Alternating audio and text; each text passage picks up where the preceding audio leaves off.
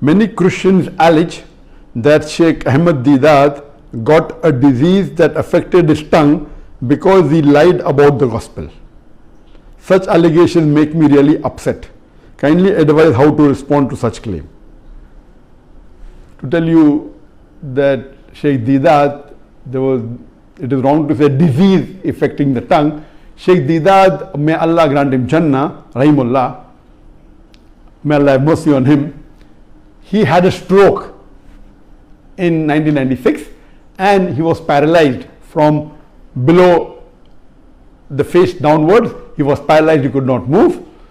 To say that Allah gave this as a punishment because he spoke against the gospel or he lied against the gospel is not true. And as I mentioned in my earlier answer, that calamity or any disease, it may either be a punishment or it may be a test. How do you realize that whether any calamity is a test or a punishment? If the person is on the straight path, then that calamity is a test. And Allah wants to test that servant of his, that if I increase the calamity, will the person yet have faith in me or not? And if the person, even after a calamity befalls him or her, yet the faith is strong, then Allah subhanahu wa ta'ala gives a higher reward and Allah will grant him a higher status in Jannah. So Allah tests his servant.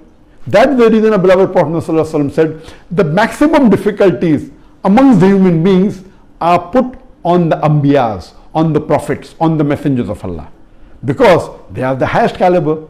So compared to the other human beings, all the Anbiyas, and Allah subhanahu wa ta'ala has sent 124,000 prophets on the face of the earth. All these prophets were tested much more than a normal human being. That means they will get a much higher status in Jannah than the other human beings. If it's a punishment, then it is for those people who have committed a sin. So if a person has sinned and has gone against the commandment of Allah subhanahu wa ta'ala, that calamity is a punishment. And you come to know that in the punishment the person suffers. Whereas in a person, if it's a test, the person who's on the straight path, his iman increases.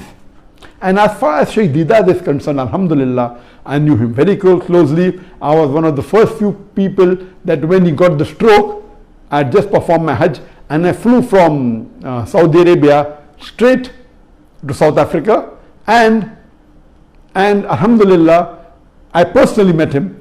Even though he had the stroke, even though he could not move, he could not speak, he used to converse through the blinking of his eyes. There was a chart that was kept behind him which had 1, 2, 3, 4, 5 rows. Each row had A, B, C, D, first row, then second row, F, G, H, I. And this way, if you have to converse, which are 1, 2, so he used to blink. That means he wants to choose a letter from second row. Then from second row we start F, G, H, I. So I, so he blinks an I. So then I. So in this way, he could convey his message by spelling it out. And once you get used to it, you can do it very fast.